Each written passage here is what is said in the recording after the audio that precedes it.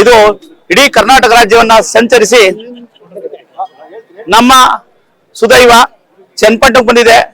ಈ ಚನ್ನಪಟ್ಟಣದಲ್ಲಿ ನಮ್ಮ ಮಾತೆಯಂದಿರು, ನಮ್ಮ ಪರಮ ಪೂಜ್ಯ ಶ್ರೀ ಶ್ರೀ ಮಲ್ಲೇಶ್ ಗುರೂಜಿ ಅವರು ಶ್ರೀ ಕ್ಷೇತ್ರ ಗೌಡಗೆರೆ ಚಾಮುಂಡೇಶ್ವರಿ ದೇವಸ್ಥಾನ ಇವರು ಅದನ್ನ ಚಾಲನೆ ಕೊಟ್ಟಿದ್ದಾರೆ.